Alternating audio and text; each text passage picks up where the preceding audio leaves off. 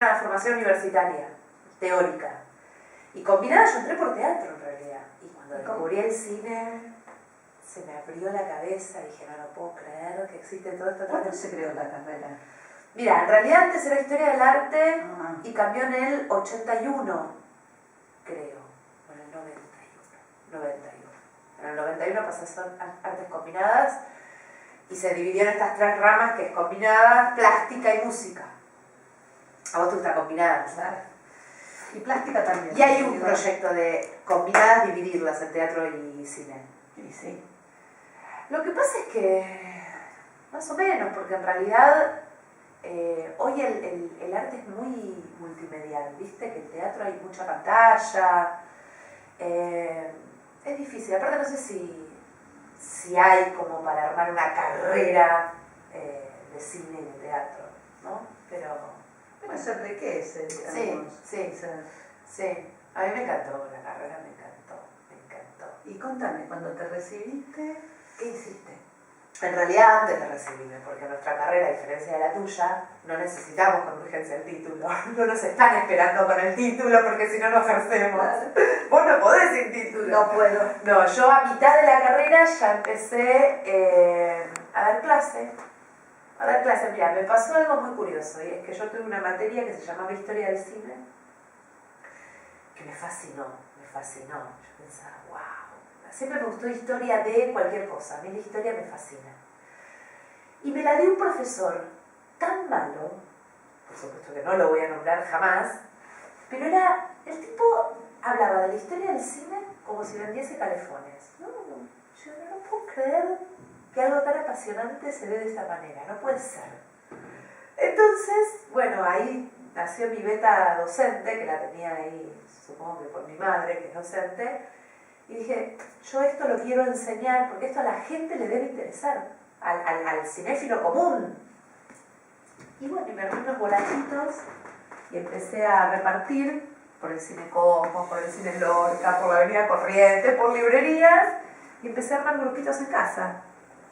Y ahí empecé, hace 15 años. Un montón. Empecé con grupitos muy chiquititos y después la primera vez que salí de casa fue en el Cine Cosmos. ¿Viste la salita chiquita? No la conozco. Ah, el Cine Cosmos está al lado del Rojas. Sí. Sobre Corrientes. Sí. Bueno, ya no es más Cine Cosmos, ahora pertenece a la UBA. Pero en ese momento el Cine Cosmos tenía una sala grande y una chiquitita. Y en la chiquitita yo daba clases. Era hermoso. Y después, poco a poco, paralelamente a dar historia del cine, empecé con análisis del film. Y empecé a trabajar un método para enseñarle a la gente a analizar películas. Porque me pasaba que encontraba que el análisis de películas estaba en esferas muy académicas. Y que nadie... Ningún material, claro, no había ningún material bibliográfico, por ejemplo, destinado a la divulgación.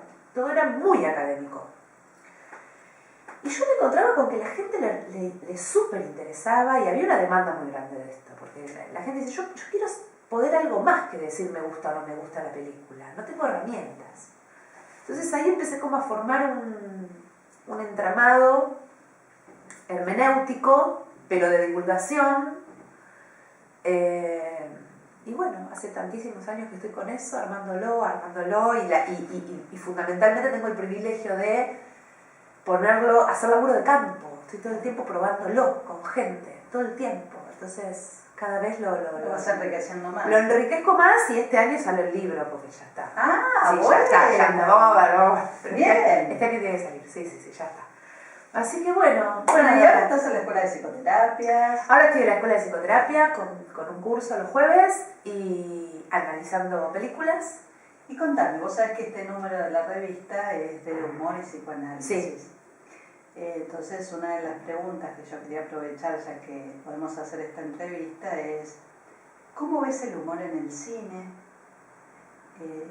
¿Qué diferencia hay entre humor, comicidad, chiste en el cine? ¿Cómo se trabaja eso? Está buena la pregunta. A mí me parece que la clave que divide lo cómico del chiste es el pasaje del cine mudo al sonoro, básicamente. muy de oído, sé que Freud habla de lo cómico como un desmoronamiento de la imagen, del ideal, ¿no? Muy de oído, ¿eh? Sí, tengo impunidad total acá. Bueno, justamente ese era el núcleo del cine silente. El cine silente es el cine mudo. Pensemos que en el cine mudo, al no haber sonido, todavía no se había desarrollado la comicidad en el lenguaje oral. Claro. No existía el chiste. Entonces, lo cómico tenía que ver con lo corporal, básicamente. Los planos eran lejanos, para tomar todo el cuerpo, y el conflicto fundamental que generaba el absurdo y lo cómico era entre el cuerpo y el entorno. Se le tragó el bastón a Chaplin en la puerta giratoria. Esto, básicamente, ¿sí?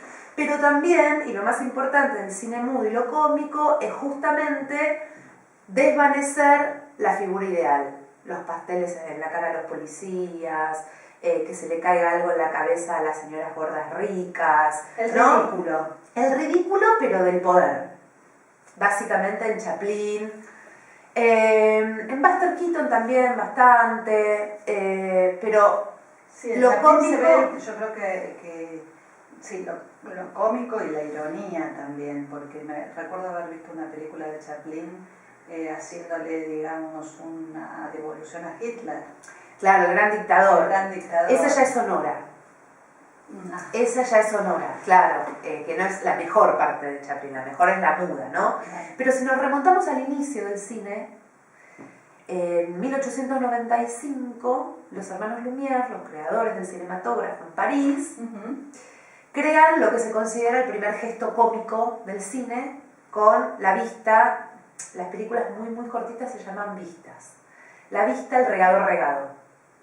Y justamente el regado, que lo pueden encontrar en YouTube, en internet, en cualquier lado, se ve muy fácilmente, consiste en una peliculita muy cortita donde hay un jardinero regando el pasto, viene un chico, pisa la manguera sin que este señor lo vea, el señor mira así porque no sale agua, el chico levanta las piernas, ¿no? Pero otra vez se inicia lo cómico en el cine justamente transgrediendo el poder, transgrediendo la autoridad, porque es el chico quien le hace esta humorada al grande, ¿no es cierto? Que por supuesto, respondiendo a toda la historia de finales punitivos, esta vista de 1895 termina donde el señor le da una paliza al nene, como corresponde, ¿no? El tema de lo normativo. Bueno. Este fue el inicio, digamos. A partir de allí, el cine mudo, entonces, por supuesto que conocemos las grandes figuras como Chaplin y Buster Keaton, pero también tenemos una escuela que se llama la Escuela de Brighton, que en realidad no fue una escuela, se le pone esa etiqueta, pero son los pioneros del cine inglés, y el cine inglés arranca con el humor negro. El humor negro es muy fuerte, después pensemos en Monty Python o en Peter Sellers, los grandes cómicos británicos, ¿no? El cine francés también tuvo mucho humor. El cine francés fue el creador de las persecuciones, tipo Benny Hill. Vos decís humor negro, ¿y qué diferencias de humor hay? Bueno, está el humor negro que justamente realiza efectos cómicos con temas políticamente incorrectos, sobre todo el inglés con el tema de la muerte, ¿no? Después está la comedia blanca, para ponerle colores, o la comedia rosa. La comedia blanca tenía que ver, Doris Day, sí. Bueno, tenía que ver con, fundamentalmente protagonizado por mujeres asexuadas, ¿no? Esta cosa de angelicales, donde no circula el deseo, mucha represión, y el humor pasa por un humor de enredos, ¿no? De confusiones, de malos entendidos, pero protagonizado básicamente por la mujer. ¿Y lo cómico rosa? Y lo cómico rosa en realidad es muy parecido, pero lo tenemos en Italia. En realidad se llamó, cuando nos encontramos con el neorrealismo italiano a fines de la Segunda Guerra Mundial, después hubo toda una etapa de neorrealismo rosa, que fue un cine, películas, con toda la estética neorrealista, ¿no? Una estética con una impronta de realismo muy fuerte, de naturalismo muy fuerte, en donde se representan las clases trabajadoras, las clases bajas, pero vaciada de la ideología del neorrealismo, que justamente implicaba una denuncia social muy fuerte, y rellenada con humor, con la cosa folclórica de la pobreza, con lo chistoso de la pobreza. Eso fue la comedia rosa o el neorrealismo rosa en Italia.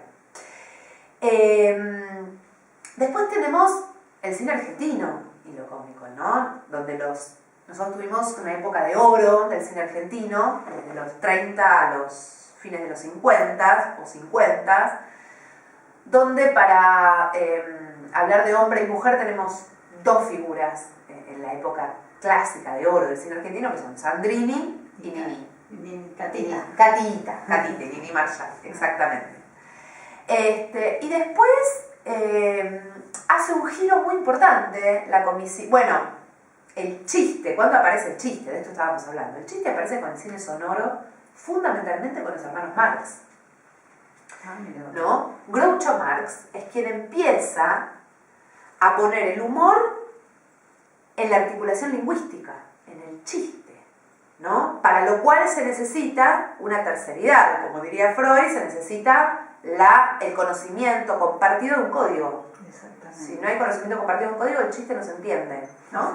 Entonces, el chiste empieza con los hermanos Marx, que si bien en Chico y Harpo, que son los otros, se mantiene algo de la corporalidad del cine mudo, pero el fuerte va a ser lo lingüístico en Groucho, que después va a tomar el legado Woody Allen, básicamente, ¿no?